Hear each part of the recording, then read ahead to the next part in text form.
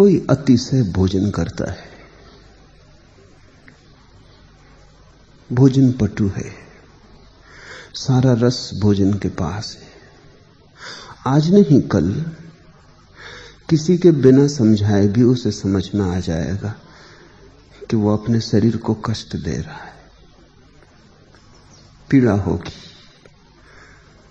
बीमारी होगी। ये देखने में कोई कठिनाई न होगी कि अतिशय भोजन स्वास्थ्यदायी नहीं, लेकिन तब एक खतरा है कि वो उपवास करना शुरू कर दे। अति भोजन से दूसरी अति पर चला जाए कि भोजन त्याग ही करते।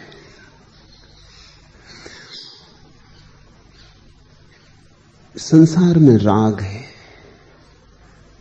धन में मोह है, दूसरी अति पर जाना बड़ा सुलभ है।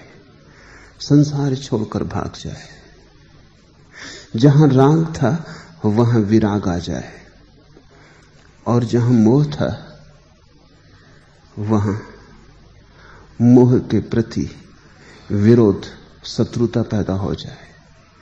जिन्हें अपना माना था उन्हें शत्रु मानने की वृत्ति पैदा हो जाए। तब खाई से तो बचे, खड्ड में गिर गए। कोई बहुत भेद न हुआ। शंकर के ये सूत्र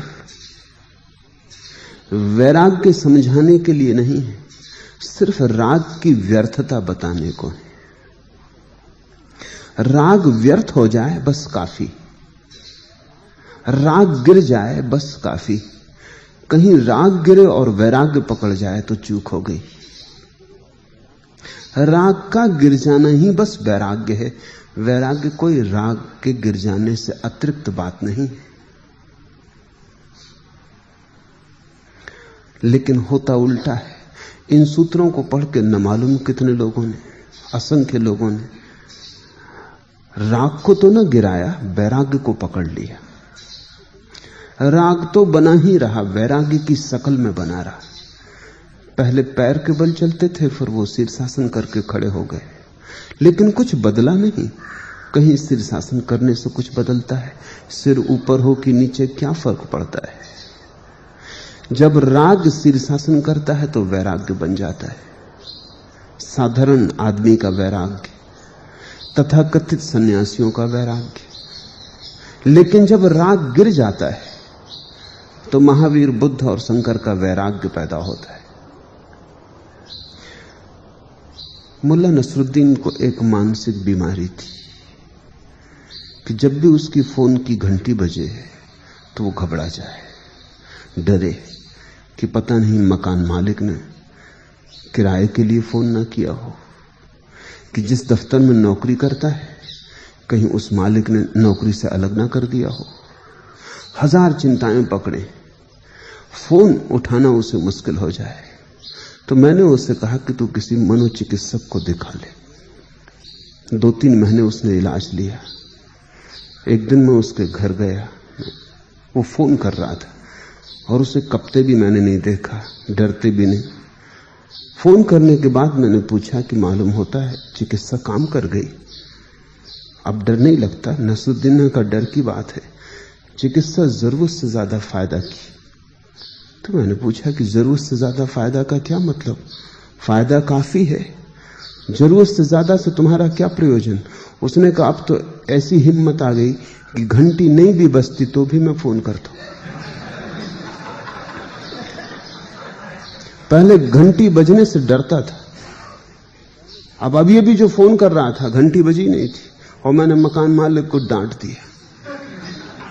वो इतना डर गया है कि बोलता भी नहीं उस तरफ से, चुप, सांस की आवाज का भी पता नहीं चलता। एक अति से दूसरी अति पर जाना बहुत सुगम है, और मनुष्य जीवन की ये बड़ी से बड़ी विडंबना है। कहावत है कि दूध का जला छाछ भी फूंक फूंक कर पीने लगता है। वो दूसरी अति हो गई। दूध का जला जैसे छाछ भी फूंक फूंक के पीने लगता है, वैसा संसार से डरा हुआ व्यक्ति बहुत गहरे में परमात्मा से भी डर जाता है। संसार का जला हुआ परमात्मा को भी फूंक फूंक के पीने लगता है। संसार तो छूटना चाहिए, भय के कारण नहीं, क्योंकि जिससे भी तुम भय के कारण छोड़ोगे वो छूटेगा नहीं। जिससे तुम भयभीत होगे वो तुम्हारा पीछा करेगा, जिससे तुम डरोगे वो तुम्हें और डराएगा, जिससे तुम भागोगे वो तुम्हारे पीछे आएगा। क्योंकि भय तो भीतर है, भागोगे कहां? किससे भागोगे? संसार अगर बाहर होता तो भाग जाते, जहां जाओगे वहीं संसार पाओगे। हिमालय की गुफा में भी तुम तो रहोगे, वही जैसे तुम यहां हो। इसलिए असली सवाल स्थान बदलने का नहीं, न असली सवाल रंग ढंग बदलने का है। असली सवाल तो भीतर की चित्त दशा बदलने का है। अभी तुम्हारी जो चित्त की दशा है वो एक तरफ अति से झुकी है, इसे दूसरी तरफ अति से मत झुका लेना, क्योंकि अति से ही रोग है। मध्य में जो संतुलित हो गया वो मुक्त हो गया। इसलिए बुद्ध ने तो अपने मार्ग को मध्यम निकाय कहा, मध्य का मार्ग। जो बीच में आ गया वो पहुंच गया, जो ना इस तरफ झुकता ना उस तरफ।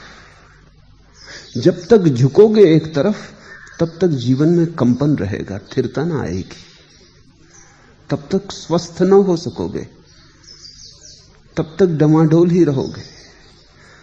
ठीक मध्य में ही, जैसे दिए की ज्योति ठहर जाए, हवा का कोई झोंका न हिलाए, ऐसी ही चेतना की ज्योति जब ठीक मध्य में ठहर जाती, न वासना हिलाती है, न वैराग्य हिलाता है, न पूरब न पश्चिम, न इस तरफ न उस तरफ, कुछ कपता ही नहीं।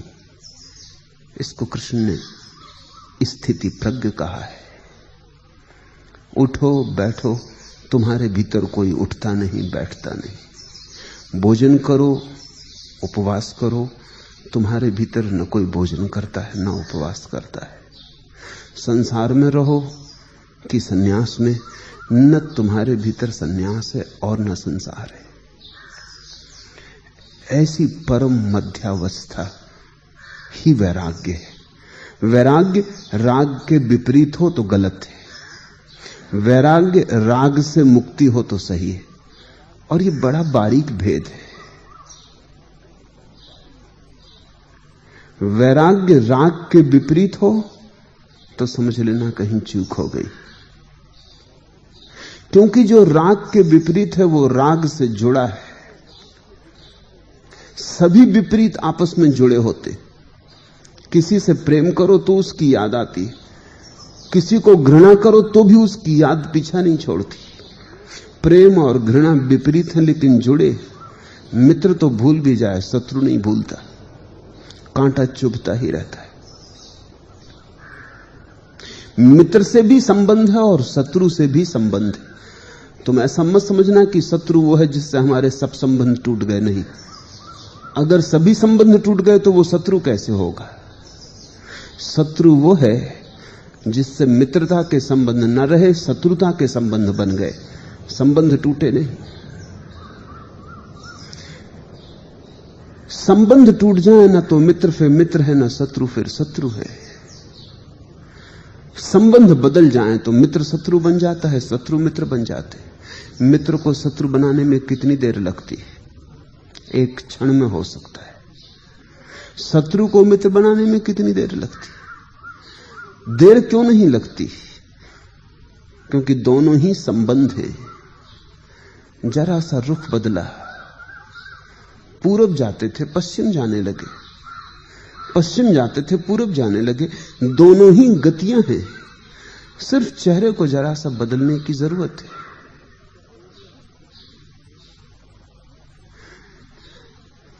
मैंने सुना है इंग्लैंड में एक बहुत बड़ा विचारक हुआ है एडमंड बर्क। लंदन के पास एक छोटे गांव में प्रवचन देने के लिए उसे बुलाया था। चर्च में बोलना था। थोड़ा भुलक्कड़ स्वभाव का आदमी था, तो ये अक्सर भूल हो जाती थी। समय पे न पहुंचता, तारीख पे न पहुंचता, दूसरे दिन पहुंच जाता। तो उसने उस बार बड़ा हिसाब रखा, क्योंकि निमंत्रण देने वाले बहुत समझा समझा के कह गए थे कि आप ठीक समय पर ठीक दिन पर पहुंच जाना, आप पर ही सब निर्भर है। चर्च की कोई वर्षगांठ थी। तो शाम को 7 बजे पहुंचना है, तो 2 बजे घर से निकल पड़ा। मुश्किल से घंटे भर का रास्ता था। अपने घोड़े पर बैठा, 3 बजे पहुंच गया। चर्च में तो कोई था ही नहीं। जलसा तो रात 7 बजे होने को था। तो द्वार पर ही खड़ा था, क्या करना। तो उसने अपनी सिगरेट निकाली, मुंह से लगाई, माचिस जलाई, लेकिन हवा का रुख विपरीत था। तो उसने घोड़े को घुमा के खड़ा कर लिया ताकि सिगरेट जलने में बाधा ना पड़े। सिगरेट तो जल गई और घोड़ा चल पड़ा।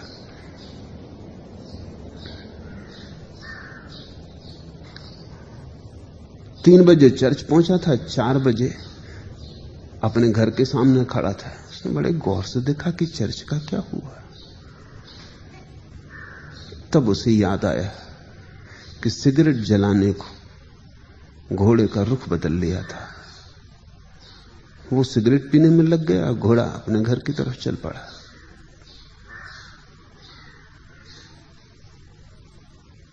इतना ही फर्क है दिशा के बदलने में। कोई जरा सी घटना, सिगरेट जलाने की घटना, रुख बदलने का कारण हो सकती है।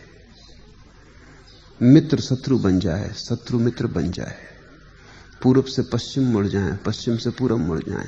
कोई छोटी सी घटना, दिवाला निकल गया, कि पत्नी मर गई, कि बच्चे की मृत्यु हो गई और आदमी घर छोड़ दे, त्यागी हो जाए।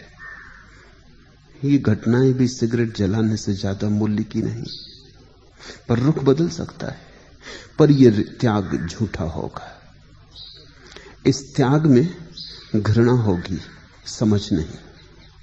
इस त्याग में असफलता होगी, बोध नहीं। इस त्याग में विषाद होगा, मुक्तता नहीं।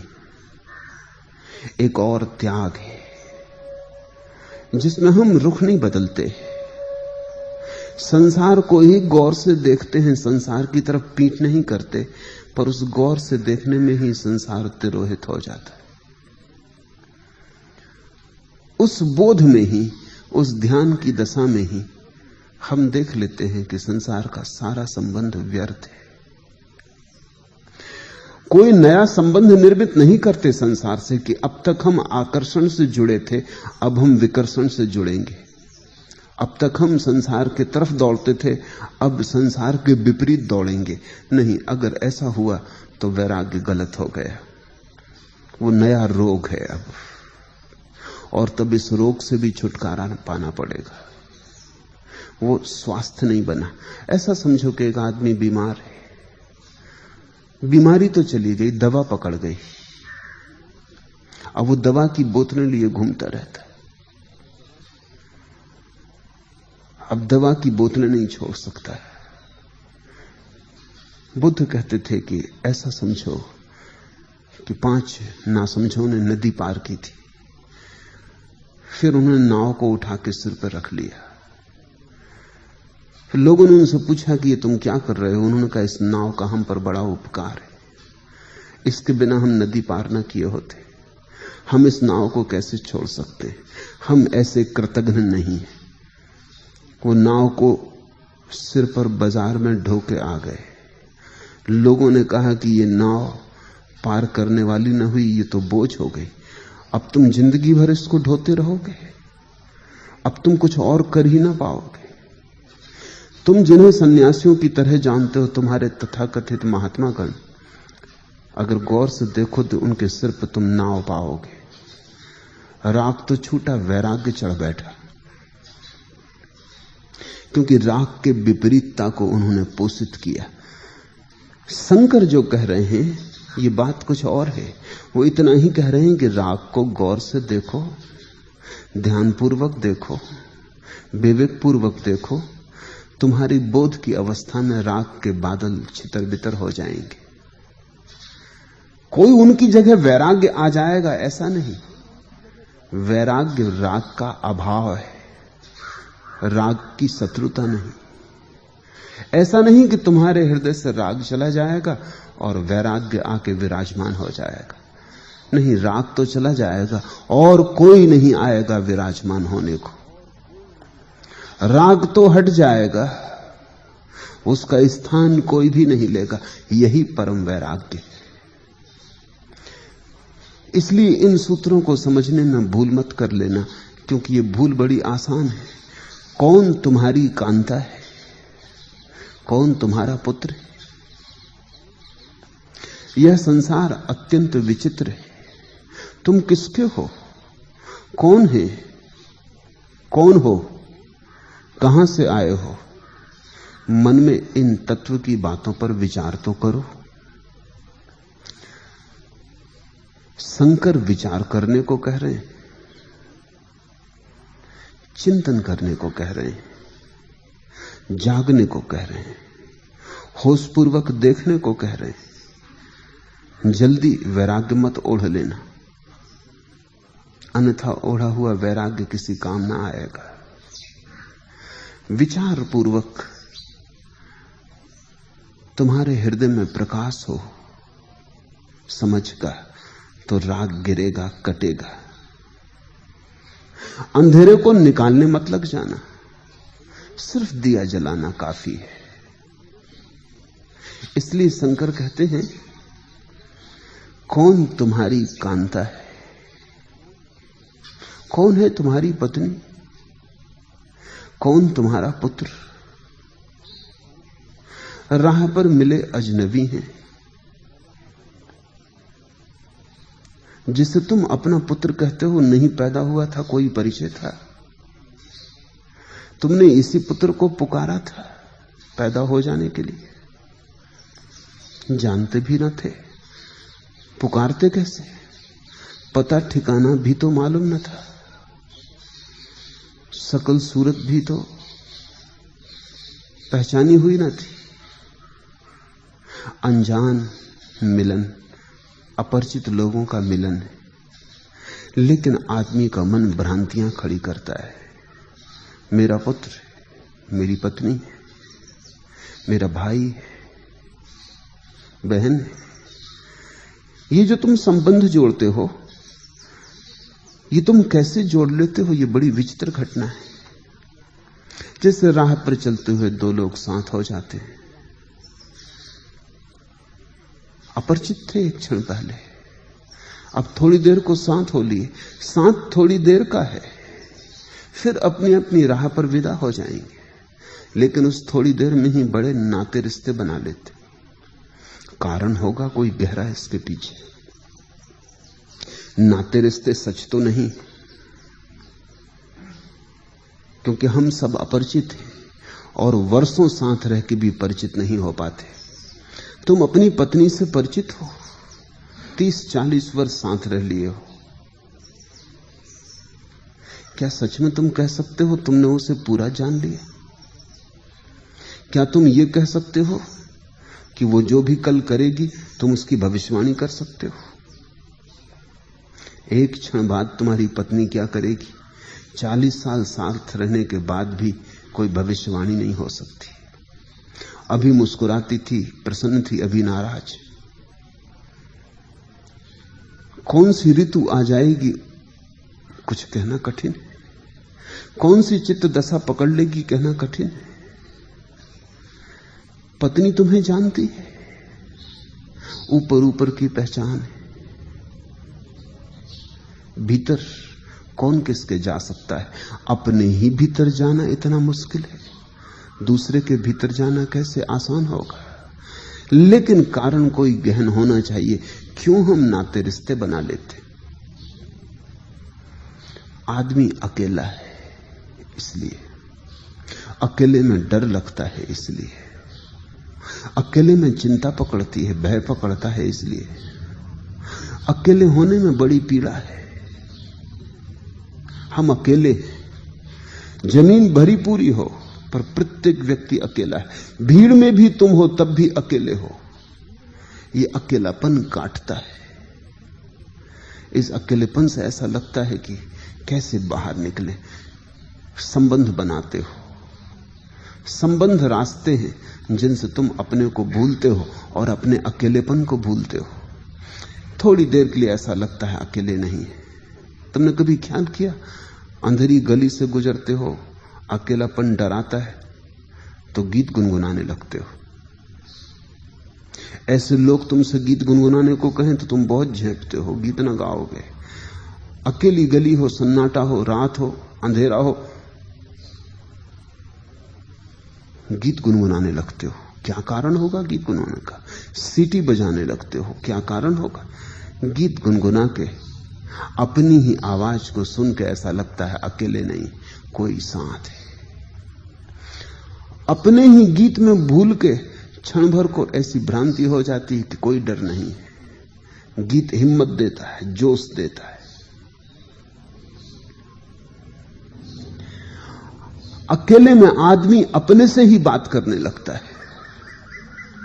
मनोवैज्ञानिक कहते हैं कि अगर किसी व्यक्ति को परिपूर्ण एकांत में रखा जाए तो 3 सप्ताह के बाद वो अपने से ही बातचीत शुरू कर देता है। करते तो तुम भी हो अपने से बातचीत, जोर से नहीं करते हो। अगर तुम खाली बैठे हो तो खाली नहीं होते, अपने से बात करते हो तो भीतर भीतर।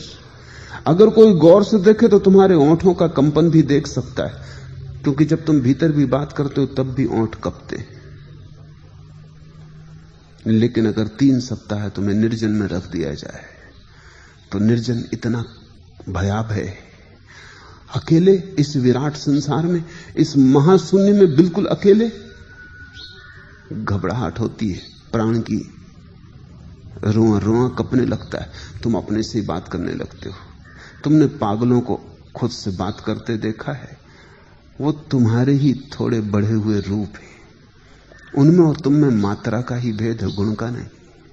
तुम धीरे धीरे करते हो, वो जरा हिम्मतवर है, उन्होंने जोर से चर्चा शुरू कर दी। पागल भी इसलिए अपने से बात करता है, वो बड़ा घबरा गया है। अपने से बात करके थोड़ी देर को भूल जाता है। ये सब भुलाने के उपाय हैं, आत्मविस्मरण के उपाय हैं। एक जर्मन लेखक का संस्मरण में पढ़ रहा था। हिटलर के कारागृह में वो बंद था। उसने लिखा है कि मैं बहुत हैरान हुआ कि मुझे हमेशा छिपकलियों से डर लगता था, लेकिन मेरी उस कोठरी में सिर्फ एक छिपकली थी और मैं था, कारागृह में। छिपकली से वो कहता मुझे सदा डर लगता रहा है। छिपकली मुझे कभी भाई नहीं। छिपकली को देख के मन में कुछ वितृष्णा हो जाती थी, मगर उस कोठरी में छिपकली को पाके भी मैं प्रसन्न हुआ कि कम से कम कोई तो है, मैं अकेला नहीं हूं। इस अंधेरी सीलन भरी कोठरी में कोई संगी साथी। और धीरे धीरे उसने लिखा कि मैं छिपकली से बातें करने लगा। हंसता भी था कि ये भी क्या पागलपन है, लेकिन आखिर में ऐसी भी घड़ी आई कि मुझे यह भी शक होने लगा कि छिपकली उत्तर देती। तब मैं अपनी तरफ से भी बोलता और छिपकली की तरफ से भी बोलता। आदमी अकेला है, बहुत अकेला है। और इस अकेलेपन के साथ 2 ही उपाय हैं। या तो तुम संसार बना लो या तुम सन्यास बना लो। संसार बनाने का अर्थ है संबंध बनाओ ताकि अकेलापन भूल जाए, और सन्यास बनाने का अर्थ है इस अकेलेपन को स्वीकार कर लो, क्योंकि ये तुम्हारा स्वभाव है। इससे भागो मत, बचो मत, राजी हो जाओ, अंगीकार कर लो। ये तुम्हारा स्वभाव है। इससे भाग के तुम कहीं भी ना पहुंच पाओगे। जन्मों जन्मों यही तुमने चेष्टा की और हारे। हार के सिवाय हाथ में कुछ भी ना लगा। संन्यास का अर्थ है जो अपने अकेलेपन से राजी हो गया। अब न सीटी बजाता है, न गीत गाता है, न संबंध बनाता है, अपने से परिपूर्ण तृप्त है। और एक बड़े मजे की घटना है, जितना तुम अपने से भागोगे उतना ही और भागना पड़ेगा, उतना ही एकांत भयभीत करेगा। जितने तुम अपने से राजी हो जाओगे उतना ही धीरे धीरे तुम पाओगे कि जिसे तुमने अकेलापन समझा था वो अकेलापन नहीं, एकांत है। अकेलापन और एकांत में फर्क है। अकेलेपन का अर्थ है कि दूसरे की याद आती, एकांत का अर्थ है अपना होना काफी है। अकेलेपन में पीड़ा है, एकांत में आनंद है। शंकर जब अकेले हैं तो एकांत में, तुम जब कहते हो एकांत में हो तब भी अकेले हो। अकेले का मतलब है दूसरे की गैर मौजूदगी खलती है। एकांत का अर्थ है अपने होने में बड़ा रस आता है। एकांत का अर्थ है तुम अपने साथ प्रेम में पड़ गए। ध्यान का अर्थ है अपने ही प्रेम में पड़ जाना। ध्यान का अर्थ है अपने साथ ऐसे संबंध बना लेना कि अब दूसरे से संबंध बनाने की कोई जरूरत ना रहे। ध्यान का अर्थ है अपने में परिपूर्ण हो जाना। तुम्हारा संसार, पूरा संसार तुम्हारे भीतर है, कुछ कमी नहीं है, तुम पूरे हो, परिपूर्ण हो, परमात्मा हो। अब कहीं और जाने की कोई जरूरत नहीं। ऐसी भाव दशा का नाम सन्यास है। संसार हम बनाते हैं, अकेलापन खलता है। अकेलेपन को भरने के लिए हम बहुत उपाय करते हैं। धन से भरते हैं, मित्र से भरते हैं, परिवार से भरते हैं, धर्म, जाति, राष्ट्र से भरते हैं। न मालूम कितने उपाय करते हैं कि किसी तरह भीतर का ये गड्ढ भर जाए। ये घाव पीड़ा देता मालूम पड़ता है, लेकिन ये घाव है, यही भ्रांति है, ये घाव नहीं। कल रात्रि ही एक सन्यासिनी मेरे पास आई। उसने कहा जब से ध्यान करना शुरू किया है तो ऐसा लगता है हृदय मर गया।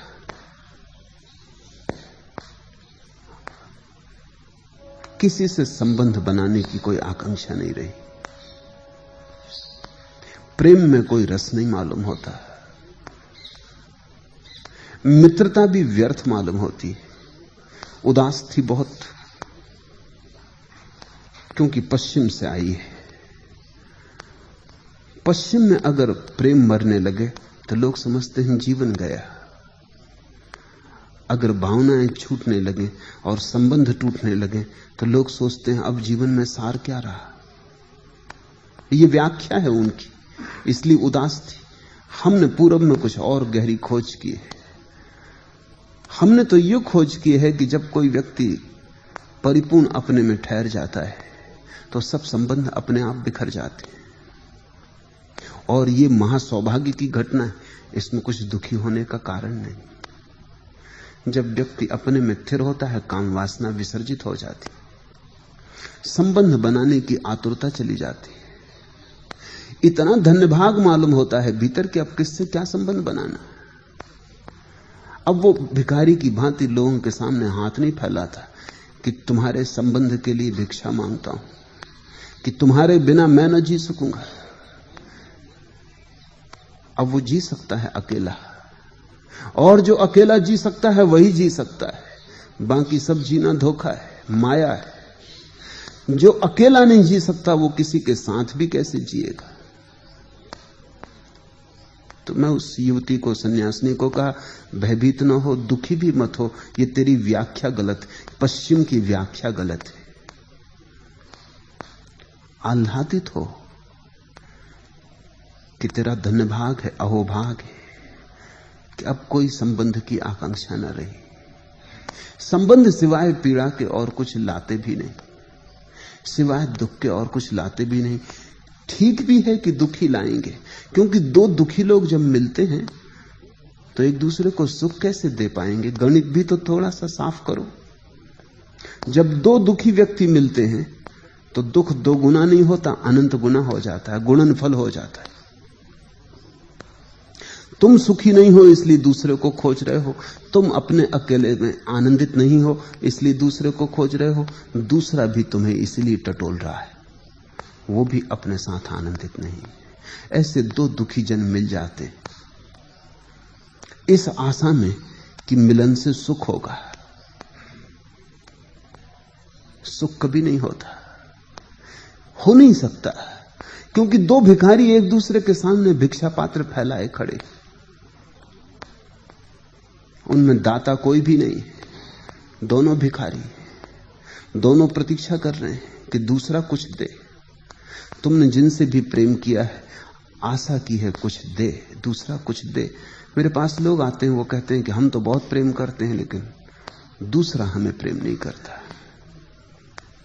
तुम कैसे प्रेम करोगे?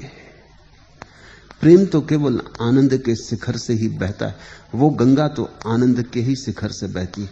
तुम आनंदित ही नहीं हो, तुम मांगने गए हो, दूसरा भी मांगने आया है, तुम छीनने गए हो, दूसरा भी छीनने आया है। न तुम्हारे पास कुछ है न उसके पास कुछ है, दोनों प्रतीक्षा कर रहे हो कि दान मिले। प्रतीक्षा लंबी होने लगती है और हताशा घिरने लगती है। व्यक्ति अपने भीतर जब तक आनंदित न हो जाए तब तक उसे कोई आनंदित कर भी नहीं सकता। बड़ी प्राचीन कथा है कि परमात्मा ने आदमी को बनाया। आदमी अकेला था, अकेलापन उसे काटने लगा, अकेलेपन से वो घबराया। उसने परमात्मा से प्रार्थना की कि कोई संगी साथी दो, मैं अकेला हूं।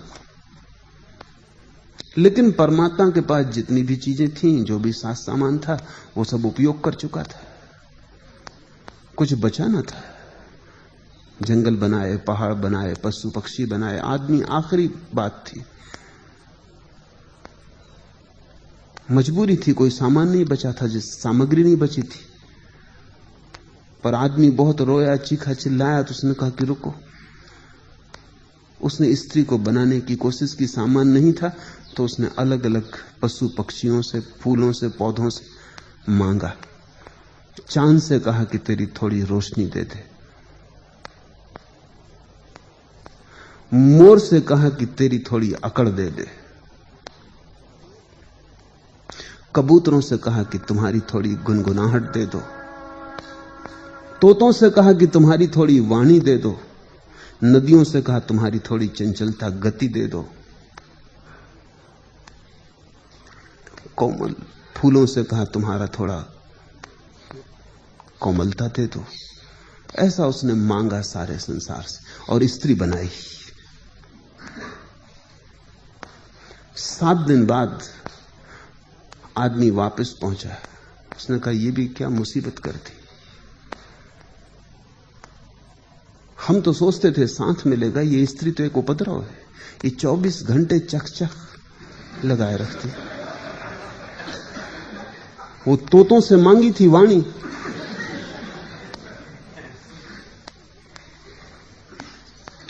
कोमल तो है बहुत, जब प्रेम करती है तो बड़ी कोमल है, लेकिन अकड़ भी इसकी बहुत है। वो मोरों से अकड़ मांगी थी।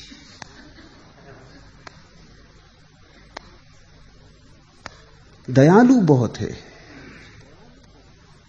लेकिन कठोर भी बहुत है।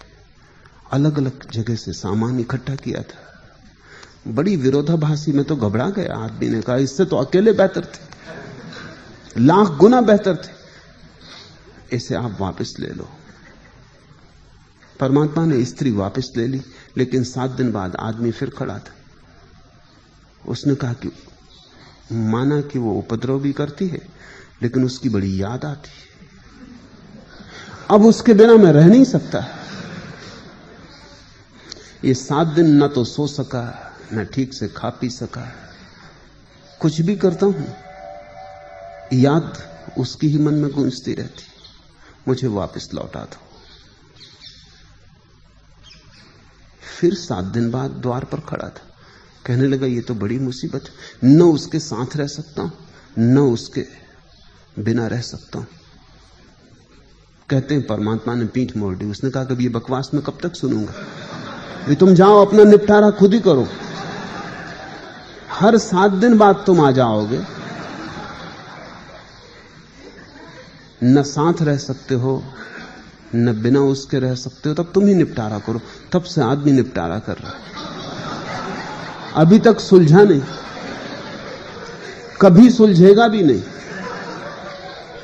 क्योंकि जब तुम अकेले हो तब तुम्हें अपना अकेलापन भयभीत करता है। जब तुम किसी के साथ हो तो उसकी मौजूदगी काटने लगती। जब तुम साथ हो तब तुम अकेले होना चाहते हो, जब तुम अकेले हो तब तुम साथ होना चाहते हो। जब तुम साथ हो तब दूसरे की बुराइयां दिखाई पड़ने लगती हैं, दूसरा चुभने लगता है। जब तुम अकेले हो तब खालीपन दिखाई पड़ता है, शून्य घेर लेता है, शून्य मौत जैसी मालूम होती। साथ में भी दुर्गति होती है, एकांत में भी मुसीबत हो जाती। इसलिए आदमी 1000 तरह के संबंध बनाता है। पत्नी को घर लाता है ताकि अकेला ना रहे, फिर पत्नी से बचने को होटल में बैठा रहता है।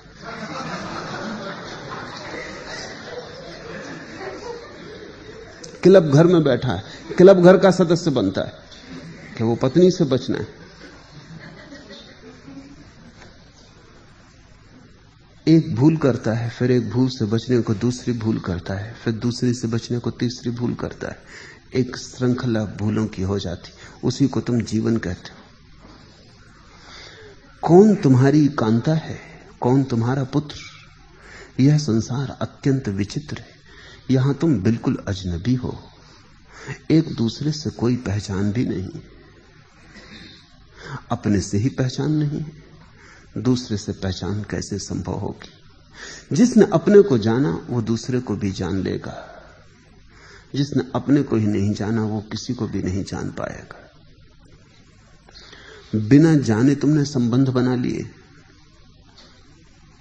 सब संबंध संयोगिक है, और तुम्हारी पूरी जिंदगी, तुम्हारा पूरा संसार संयोग पर खड़ा है। तुम एक लड़की के प्रेम में पड़ गए, और तुम जब उसके प्रेम में पड़ गए तो तुम कहते हो हम दोनों को परमात्मा ने एक दूसरे के लिए बनाया। और कुल मामला इतना है कि तुम दोनों एक ही मकान में रहते थे, और कोई खास मामला नहीं, या एक ही स्कूल में पढ़ने चले गए थे। संयोग की बात है, संयोग ही था कि मिलन हो गए।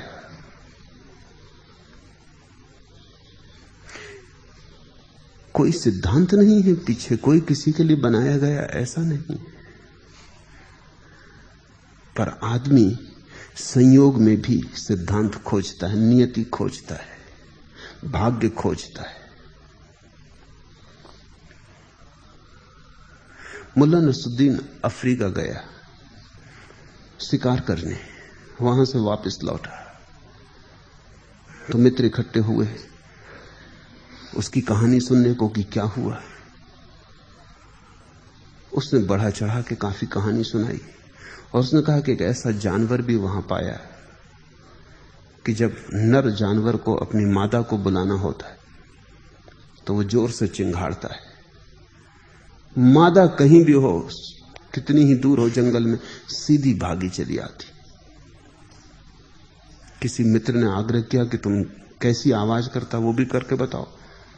तो उसने बड़े जोर से चिंघाड़ के आवाज बताई। जब वो चिंघाड़ा तभी बगल का दरवाजा खुला और उसकी पत्नी ने कहा, कहो जी क्या बात है?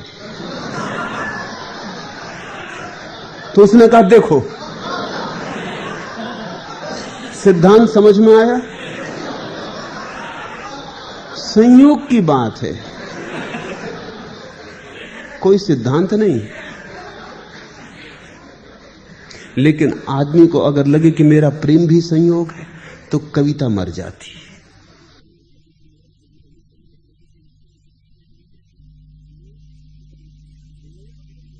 संयोग, तुम मजनू से कहो कि लैला से मिलना संयोग है, कविता मर जाती, रोमांस मर जाता है। नहीं, मजनू कहेगा ये हो ही नहीं सकता, लैला मेरे लिए बनाई गई, मैं लैला के लिए बनाया गया, और सारा संसार बाधा डाले तो भी मिलन होकर रहेगा। मजनू किसी दूसरे गांव में होते तो कोई दूसरी लैला होती।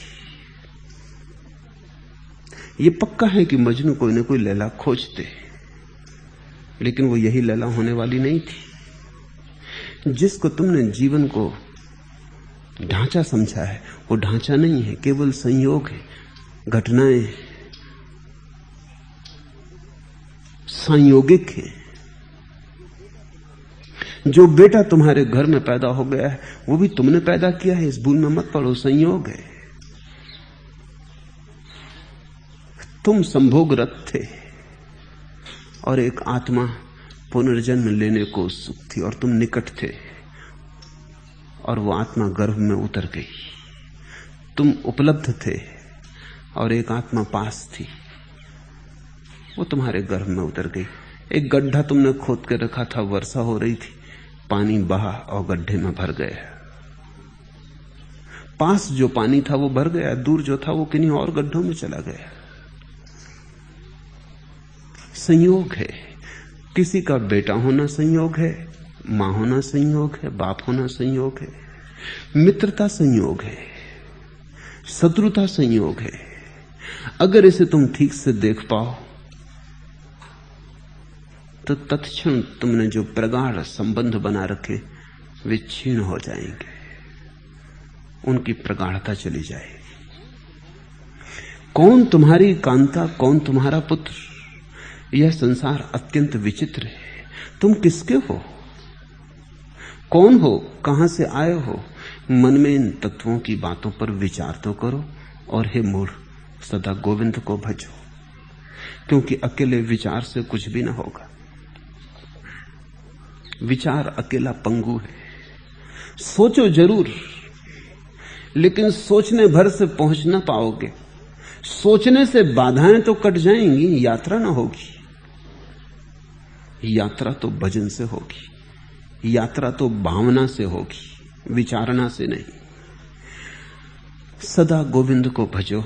सत्संग से निसंगता पैदा होती और निसंगता से अमोह, अमोह से चित्त निश्चल होता है और निश्चल चित्त से जीवन मुक्ति उपलब्ध होती है। इसे समझे, ये बहुत बहुमूल्य सूत्र है। सत्संग से निसंगता पैदा होती, इसे तुम सत्संग की परिभाषा समझो। सत्संग वही है जहां निसंगता पैदा हो। जहां संबंध पैदा हो जाए, राग बन जाए, वो सत्संग न रहा, वो असत्संग हो गया। सत्संग का अर्थ ही यही है कि तुम्हें सत्य दिखाई पड़े। सत्संग का अर्थ यही है कि तुम्हारा सपना टूटे, आंखें खुले। गुरु की खोज बस इसी बात के लिए है कि कोई तुम्हें जगा दे तुम्हारे सपने से, और तुमने जो संबंध बना रखे कोई तुम्हें उठा दे और बता दे कि ये सब भ्रांत है। इन सपनों में खोकर अपने जीवन को मत गंवा देना और इन संबंधों में अपनी आत्मा को मत डुबा देना। सब काम चलाऊ है, इन्हें अति से मूल्य मत दे देना। इतना मूल्य मत दे देना कि अपने को ही मिटाने को तत्पर हो जाओ। जानते रहना औपचारिक है, आवश्यक हो सकते हैं संसार में, लेकिन अंतस जगत में बिल्कुल भी आवश्यक नहीं है। वहां तुम न तो अपने पिता को साथ ले जा सकोगे, न अपने बेटे को, न अपने भाई को, न मित्र को, न पत्नी को। वहां तुम अकेले ही जाओगे। इसलिए संबंधों में रहते हुए भी जानना कि तुम्हारा शुद्ध स्वरूप तो अकेला होना है, वो कहीं भूल ना जाए। कहीं एकांत का सूर्य संबंधों की बदलियों में बहुत ज्यादा दब न जाए, खो न जाए। सत्संग से निसंगता पैदा होती है और निसंगता से अमोह। और जब तुम पाते हो कि तुम अकेले हो, फिर कैसा मोह। अमोह से चित्त निश्चल होता है, और जब कोई मोह नहीं होता तो चित्त डमाडोल नहीं होता। मैंने सुना है एक भवन में आग लगी, जिसका मकान था वो छाती पीट के रोने लगा, लेकिन भीड़ में से किसी ने कहा मत रो, व्यर्थ रो रहे हो, तुम्हें शायद पता नहीं तुम्हारे बेटे ने कल ये मकान बेच दिया। आंसू रुक गए, रोना बंद हो गया। मकान अब भी जल रहा है, आग की लपटें अब भी पकड़ रही हैं, लेकिन अब कोई रोना नहीं है, क्योंकि मकान अपना नहीं है। लेकिन तभी बेटा भागा हुआ आया, उसने कहा बातचीत हुई थी, अभी बेचा नहीं। फिर आंसू बहने लगे, फिर वो आदमी छाती पीट के रोने लगा कि लुट गए। मकान अब भी वही है। मकान में लगी आग से थोड़ी रो रहा है, मकान से जो संबंध है वही रुलाता है, वही उलझाता है। मकान में आग लगे तो भी कोई फर्क नहीं पड़ता, तुम्हारा ना हो तो क्या फर्क पड़ता है। बेटा मरे, तुम्हारा ना हो तो क्या फर्क पड़ता है। तुम्हारा है, इससे फर्क पड़ता है। बेटे के मरने से थोड़ी आंसू आते हैं आंखों में, मेरा मरा इससे आंसू आते हैं। अगर तुम्हें पता चल जाए कि मेरा कोई भी नहीं, दुख गया, मोह के साथ ही दुख चला जाता है। अगर तुम्हें साफ साफ हो जाए कि मेरा कोई भी नहीं, मैं बिल्कुल अकेला हूं, तो चित्त निश्चल हो जाता है, फिर चित्त में चंचलता नहीं रह जाती, तब तुम स्थिर हो जाते हो। वही स्थिरता परम अनुभूति है। उसी स्थिरता में तुम जान पाते हो तुम कौन हो। जीवन का आत्यंतिक प्रश्न सुलझता है कि मैं कौन हूं। ज्योति स्थिर होते ही उत्तर मिल जाता है, समाधान हो जाता है। उस स्थिरता को ही हमने समाधि कहा है। समाधि क्योंकि सब समाधान हो जाता है और निश्चल चित्त से जीवन मुक्ति उपलब्ध होती है। हे मूढ़, सदा गोविंद को भजो। उम्र बीतने पर काम वासना क्या, पानी के सूख जाने पर तालाब कहां, और धन के नष्ट हो जाने पर परिवार कौन है। वैसे ही तत्व ज्ञान होने पर संसार कहां। अतः हे मूढ़, सदा गोविंद को भजो। तत्व ज्ञान होने पर संसार कहां, इसे समझ ले। जब भी शंकर, बुद्ध या महावीर संसार की बात करते हैं तो तुम समझ लेते हो कि ये जो चारों तरफ फैला हुआ है, इस विस्तार की बात कर रहे हैं, तो गलती कर देते हो।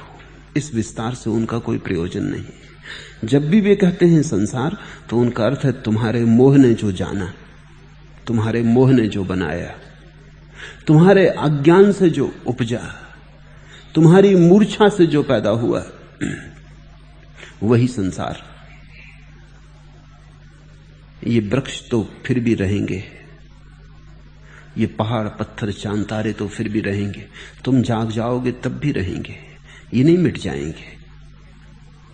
इसलिए लोग पूछते हैं कि जब कोई परम ज्ञान को उपलब्ध होता है और संसार मिट जाता है, तो फिर ये वृक्ष, पहाड़ पत्थर चांद तारे सूरज, इनका क्या होता है। ये नहीं मिट जाते। वस्तुतः पहली दफा ये अपनी शुद्धता में प्रकट होते, वही शुद्धता परमात्मा है। तब चांद नहीं दिखता तुम्हें, चांद में परमात्मा की रोशनी दिखती। तब वृक्ष नहीं दिखते, वृक्षों में परमात्मा की हरियाली दिखती। तब फूल नहीं दिखते, परमात्मा खिलता दिखता है। तब ये सारा विराट परमात्मा हो जाता है। अभी तुम्हें परमात्मा नहीं दिखता, संसार दिखता है। और संसार एक नहीं है, यहां जितने मन हैं उतने ही संसार है, क्योंकि प्रत्येक व्यक्ति का अपना संसार है। तुम्हारी पत्नी मरेगी तो तुम रोओगे, कोई दूसरा ना रोएगा। दूसरे उल्टे तुम्हें समझाने आएंगे कि आत्मा तो अमर है, क्यों रो रहे हो। दूसरे उल्टे समझाने आएंगे, मौका ना चूकेंगे वो ज्ञान बघारने का। ऐसे मौके कम ही मिलते। तुमको ऐसी दीन दशा में देखकर वो थोड़ा उपदेश जरूर देंगे। वो कहेंगे कौन अपना है कौन पराया है, क्यों रो रहे हो। कल उनकी पत्नी मरेगी, तब तुमको भी मौका मिलेगा, तुम जाके उनको उपदेश दे आना कि कौन किसका है। ये संसार तो सब माया है। प्रत्येक व्यक्ति का अपना संसार है। तुम्हारे चित्त के जो मोह है, तुम्हारी जो मूर्छा है, तुम्हारा जो अज्ञान है, तुम्हारी जो आसक्ति है, राग है, वही तुम्हारा संसार है। उस आसक्ति, राग, मोह, मूर्छा के माध्यम से तुमने जो देखा है वो सब झूठ है, वो सच नहीं है। आंख पर जैसे पर्दे पड़े, धुएं के बादल घिरे। शंकर कहते हैं तत्वज्ञान हो जाने पर संसार कहां, सत्य बचता है, लेकिन सत्य में तुमने जितना जोड़ दिया था वो खो जाता है। सदा गोविंद को भजो, धन जन और युवावस्था का गर्व मत करो, क्योंकि काल उन्हें क्षण मात्र में हर लेता है। इस संपूर्ण माया में प्रपंच को छोड़कर तुम ब्रह्मपद को जानो और उसमें प्रवेश करो। मैं एक गीत पढ़ रहा था आज सुबह ही, उसकी कुछ पंक्तियां मुझे प्रीतिकर लगी। जोर ही क्या था जफाए बागवां देखा किए, आसियां उजड़ा किया हम नातवां देखा किए। कोई जोर नहीं, कोई सामर्थ्य नहीं, कोई शक्ति नहीं। बगीचा उजड़ता रहेगा और तुम्हें खड़े होकर सिर्फ देखना पड़ेगा, तुम कुछ कर ना सकोगे।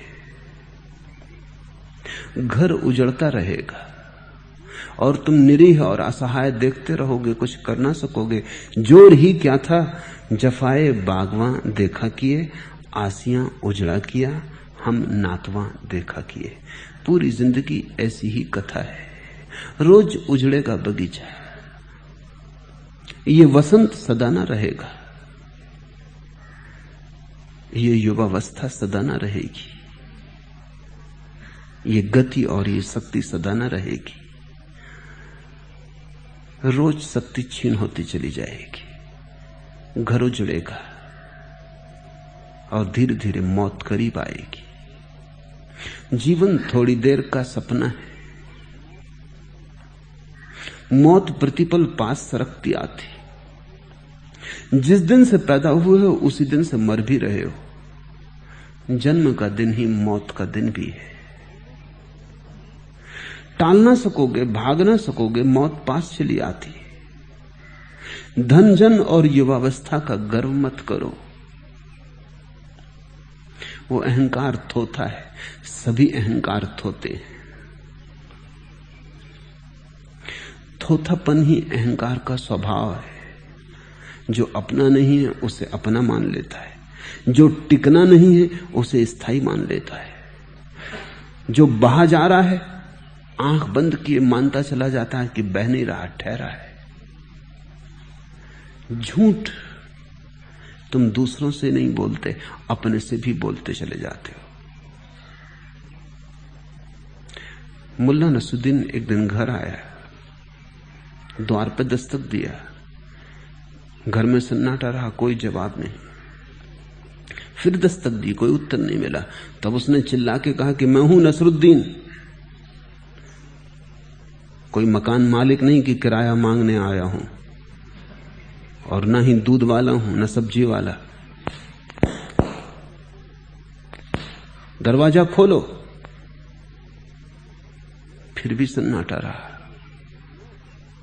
उसने कहा कि सुनो, मैं हूं असली नसरुद्दीन।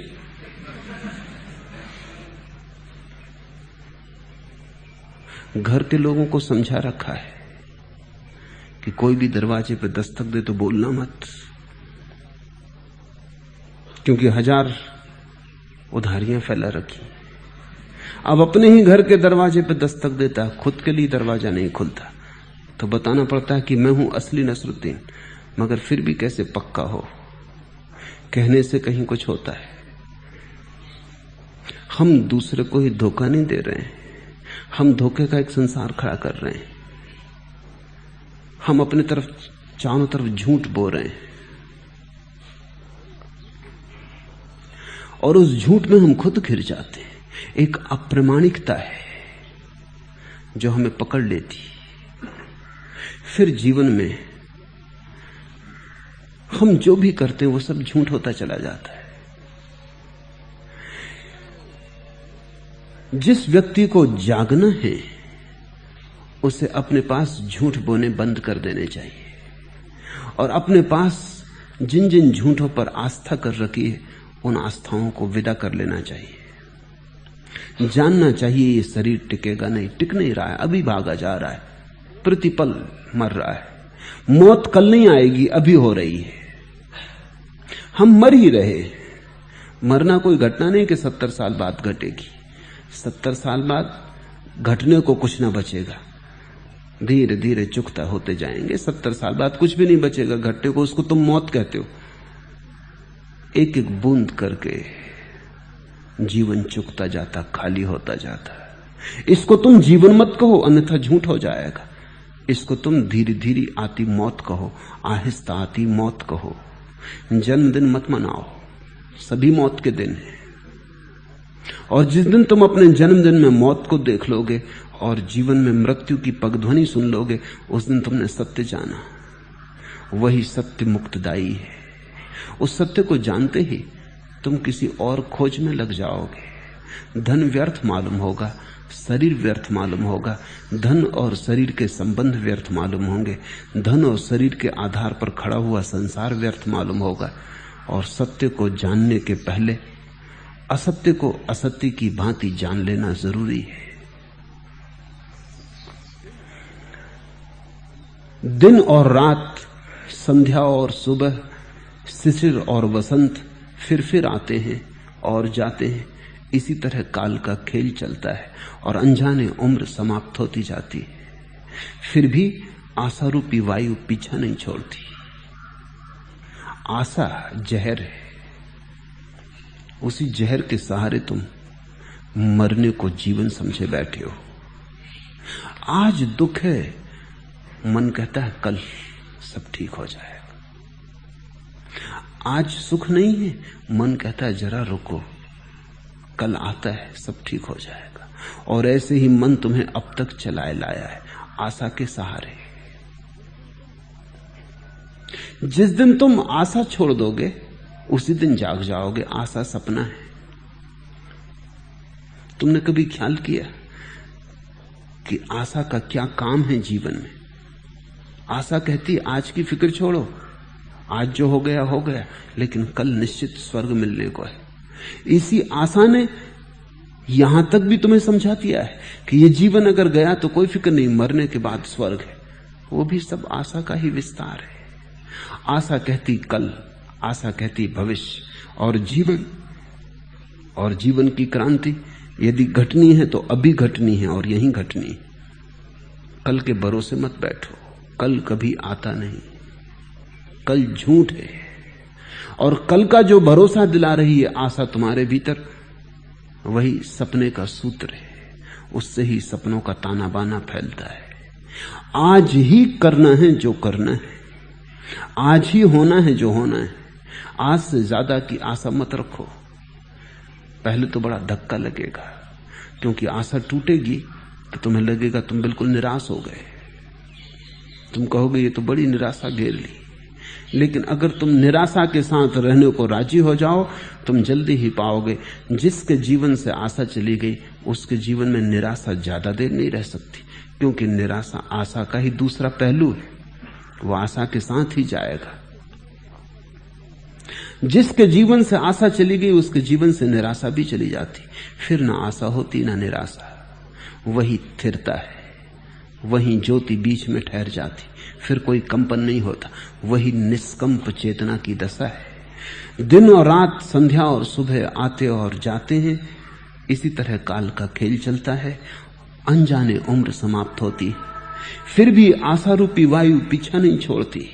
अतः हे मूढ़, सदा गोविंद को भजो। हे पागल, पत्नी और धन की चिंता में क्यों पड़ा है? क्या तुझे मालूम नहीं कि सज्जन का क्षण भर का संग इस संसार से पार जाने की एकमात्र नाव है? कौन है सज्जन? वही जिसके पास तुम्हारी नींद टूटे, जिसके पास तुम्हारी नींद और सघन हो जाए, वही दुर्जन है। जो तुम्हारे माया और मोह को बढ़ाने में सहायता दे, वही दुर्जन है। लेकिन हालत उल्टी है। जो तुम्हें जगाएगा वो मित्र मालूम नहीं होता, जो तुम्हें सुलाता है वही मित्र मालूम होता है। जो तुम्हें शराब पिलाता है वो मित्र मालूम होता है, और जो तुम्हें होश में लाने की कोशिश करता है वो शत्रु मालूम होता है। इसलिए तो शराब खानों में भीड़ है, मंदिर खाली पड़े। शराब खानों में क्यों लगा है? मंदिर के भगवान प्रतीक्षा करते, कोई नहीं आता। पुजारी आता है, वो भी नौकर है, वो भी तनख्वाह पाता है इसलिए पूजा कर जाता है। उसकी पूजा हार्दिक नहीं है, पेशेवर है, वो कोई प्रेमी नहीं है। क्या मामला है? जहां जहां नशा है वहां वहां तुम भीड़ देखोगे। सिनेमा गृह के सामने भीड़ लगी है। 3 घंटे को नशा छा जाता है, खो जाते हो तस्वीरों में, भूल जाते हो अपना दुख दर्द, अपनी पीड़ा, भूल जाते हो अपनी परेशानियां, चिंताएं। 3 घंटे के लिए अपने से छुटकारा हो जाता है। ये कोई छुटकारा कुछ काम आने वाला नहीं। 3 घंटे बाद रोशनी होती है, पर्दा बंद होता है, तुम फिर अपनी जगह खड़े हो जाते हो। वही चिंता, वही दुख। शराब भुला देती है 2-4 घंटों को, फिर होश आता है, फिर वही दुख, फिर वही पीड़ा। तुम अगर मंदिरों में भी जाते हो तो तुम्हारा इरादा शराब पाने का ही होता है। यही फर्क है। भजन भी तुम 2 तरह से कर सकते हो। एक तो शराब की तरह कि भजन में खो गए, चिंता मिटी, दुख दर्द मिटा, उतनी देर तो याद ना रही कि घर लौटना है, कि पत्नी बच्चे हैं, कि पत्नी बीमार है, कि बच्चों को स्कूल में भर्ती कराना है, पैसे पास नहीं, सब चिंता भूल गई। 1 घंटे भर 2 घंटे भजन में डूब गए। अगर तुम भजन में भी डूब रहे हो तो वो भी शराब है। भजन जगाए तो ही भजन है। तो मंदिर के नाम पर भी शराब खाने खुले, और धर्म के नाम पर भी लोग बेहोशी खोजते हैं, होश नहीं खोजते।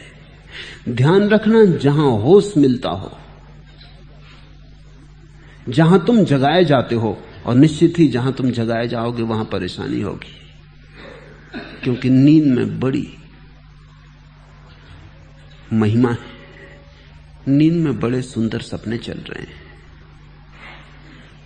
जागना कठोर है, और जीवन के सत्य के साथ परिचय बनाना चुनौती है। मुश्किलें खड़ी होंगी, संघर्ष करना होगा, साधना से गुजरना होगा, तपश्चर्या होगी। वास्तविकता के साथ तो सिर्फ आंख बंद करके काम नहीं हो सकता, आंख खोल के यात्रा करनी होगी। और रास्ता कंटकाकीर्ण है, और रास्ता भटका सकता है। जो कभी चलते ही नहीं उनके भटकने का डर भी नहीं। जो अपने बिस्तर पे ही पड़े रहते हैं उनके जीवन में कोई दुर्घटना तो हो ही नहीं सकती। लेकिन जो रास्ते पर चलेगा, दुर्घटना भी है, भटकने का उपाय भी है, और कठिनाई भी है। यात्रा श्रमपूर्ण है, क्योंकि यात्रा चढ़ाई की, पहाड़ के शिखर की तरफ जाना है। परमात्मा की तरफ जाने का अर्थ है शिखर की तरफ जाना। प्रतिपल कठिनाई बढ़ती जाएगी, और जो उस कठिनाई से पार होने को राजी है वही शिखर के आनंद को उपलब्ध होगा। आनंद मुफ्त नहीं मिलता, अर्जित करना होगा। श्रम करना होगा। यद्यपि श्रम से ही नहीं मिलता है, श्रम करने के बाद मिलता है, लेकिन मिलता तो प्रसाद से है। पर जिसने श्रम किया, जिसने अपने को तैयार किया, उस पर ही परमात्मा बरस सकता है। आशा रूपी वायु पीछा नहीं छोड़ती। तुम परमात्मा में भी आशा बांध लेते हो। मेरे पास लोग आते हैं, मैं उनसे कहता हूं आशा छोड़कर ध्यान करो। वो कहते हैं आशा ही छोड़ दें तो फिर हम ध्यान ही क्यों करेंगे। आशा ही से ध्यान करने आए कि ध्यान से मन को शांति मिलेगी, परमात्मा मिलेगा, समाधि होगी। अब बड़ी जटिलता है, आशा से बाधा पड़ेगी। क्योंकि जब तुम आशा कर रहे हो तब तुम ध्यान नहीं करोगे, आशा ही करोगे। दोनों साथ साथ नहीं कर सकते। थोड़ी देर ध्यान करोगे, लेकिन भीतर कोई झांक झांक के देखते रहेगा कि अभी तक शांति नहीं मिली, अभी तक कुछ हुआ नहीं। 3 दिन गुजर गए, अभी तक कुछ हुआ नहीं, अभी तक आनंद का कोई अनुभव नहीं हुआ। तुम ऐसा ही समझो कि मैं तुमसे कहूं कि आओ नदी चलें, तैरने में बड़ा आनंद है। तुम कहो निश्चित तैरने में आनंद है, मैं भी आता हूं। लेकिन तुम तैरो कम और भीतर आशा बनाए रखो कि आनंद कब मिलेगा, अभी तक नहीं मिला। आधी नदी भी पार कर ली, अभी तक नहीं मिला। तो दूसरा किनारा भी करीब आने लगा, अभी तक नहीं मिला। मिलेगा ही नहीं, क्योंकि आनंद का एक स्वभाव है कि तुम जब उसे नहीं खोजते तभी वो तुम्हें खोजता है। जब तक तुम उसे खोजते हो तब तक वो तुम्हें नहीं मिलता है। क्योंकि जब तक तुम खोजते हो तब तक तुम वर्तमान में नहीं होते, तुम्हारा मन तो कहीं और है, भविष्य में। अब मिलेगा, अब मिलेगा, और वो अभी मिलता है जब तुम खोजते ही नहीं। जब तुम शुद्ध इस क्षण में होते हो, न कोई आशा, न कोई अपेक्षा, न कोई आकांक्षा, न कोई अभीप्सा, जब तुम इस क्षण में होते हो तभी तुम पाते हो सब तरफ से बरस गया, बरस ही रहा था। तुम मौजूद ना थे, तुम गैर मौजूद थे, तुम अनुपस्थित थे, तुम भविष्य में भटकते थे आशा के सहारे, और आनंद यहां बट रहा था, तुम कहीं और भटक रहे थे, मेल ना हो पाया। जिस दिन तुम वर्तमान में होते हो, और वर्तमान में होने का एक ही उपाय है, सारी आशा, सारी आकांक्षा छूट जाए। तो मैं उनको कहता हूं ध्यान करो, आशा मत रखो। ध्यान को साधन मत बनाओ, ध्यान को साध्य समझो। करने में ही आनंद मानो और आनंद मत मांगो, फल की आकांक्षा मत करो। अगर तुम कोई भी कृत्य बिना फल की आकांक्षा के कर सको, वही कृत्य ध्यान हो जाएगा। कृष्ण ने अर्जुन को गीता में इतनी सी ही बात कही है, बार बार दोहरा कर कही है, अनेक अनेक रूपों में कही है कि तू फलाकांक्षा मत कर। बस फलाकांक्षा ही संसार है, फलाकांक्षा का त्याग मोक्ष है। संसार से भागने की कोई भी जरूरत नहीं, बस फलाकांक्षा गिर जाए, तब तुम यहीं रहोगे और संसार मिट जाएगा। हे पागल, पत्नी और धन की चिंता में क्यों पड़ा है? क्या तुझे नहीं मालूम कि सज्जन का क्षण भर का संग इस संसार सागर से पार ले जाने की एकमात्र नाव है? लेकिन मरते क्षण तक लोग व्यर्थ की चिंता में पड़े रहते हैं। सभी चिंताएं व्यर्थ की हैं। सार्थक का चिंतन होता है, चिंता नहीं होती। मैंने सुना है एक मारवाड़ी मर रहा था, मरण शैया पर है। उसने अपनी पत्नी को पूछा कि बड़ा बेटा कहाँ है? वो पास ही खड़ा है। पत्नी ने कहा आप चिंता ना करें।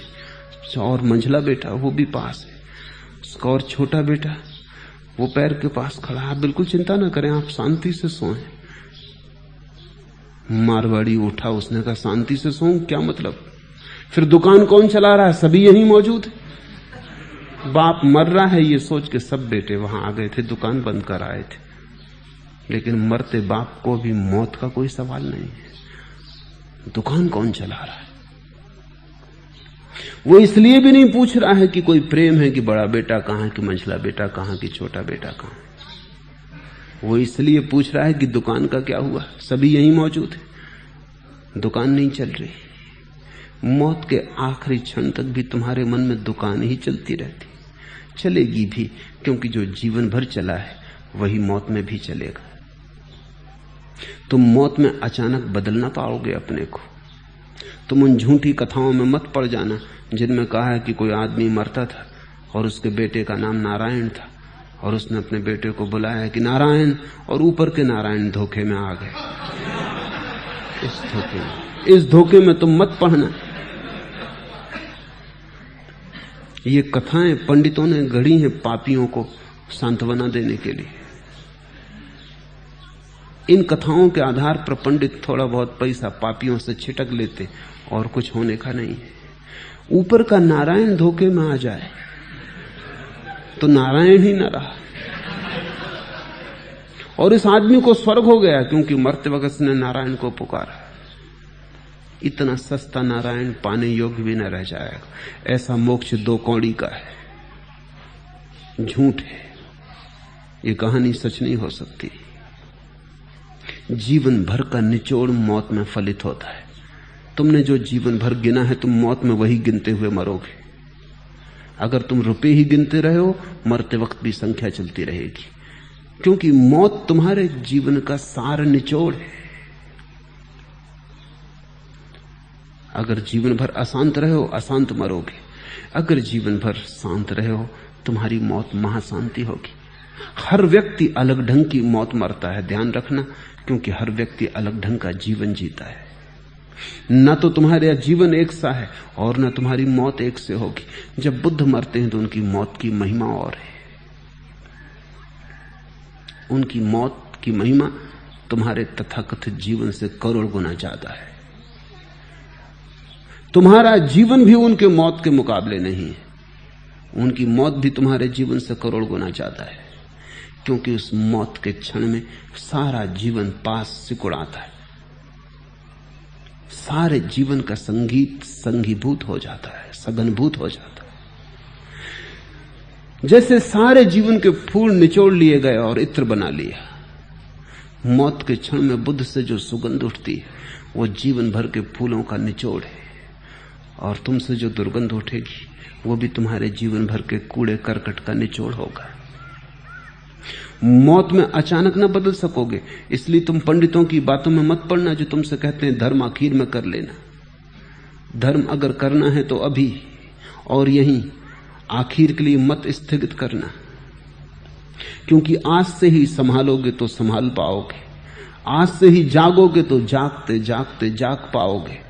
आज से ही गुनगुनाओगे गोविंद का नाम तो शायद मरते क्षण भी तुम्हारे ओंठ पर गोविंद का नाम हो, और तभी ऊपर का गोविंद सुन सकेगा। तुम ये मत सोचना कि उधार पंडित तुम्हारे कान में मंत्रोच्चार कर देगा, कि गंगा जल तुम्हारे मुंह में डाल देंगे और गीता तुम्हें सुना देंगे मरते वक्त। वो पंडित दोहराता रहेगा गीता, तुम्हें भीतर बिल्कुल सुनाई ना पड़ेगी। जिसने जीवन भर श्रवण की कला सीखी वही मरते क्षण में गीता को सुन सकता है। जिसने जीवन भर गोविंद को भजा है, मरते क्षण किसी उधार नौकर चाकर को, पेशेवर को बुला के गोविंद का भजन न करवाना पड़ेगा। तुम्हारे भीतर के प्राण, तुम्हारी श्वास श्वास, तुम्हारे की हृदय की धड़कन धड़कन गोविंद को भजेगी। मौत के उस क्षण में तुम महाधन्य भाग से भरे नाचते हुए परमात्मा की तरफ जाओगे। तुम्हारी मौत महाजीवन का द्वार बन जाएगी। तुम मौत को बदल डालोगे। अभी मौत तुम्हें मारती, तब तुम मौत को मार डालोगे।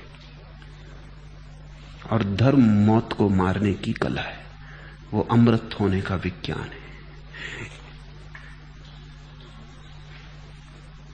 इसलिए हे मूढ़, सदा गोविंद को भजो। भज गोविंदम भज गोविंदम मूढ़मते। आज इतना ही।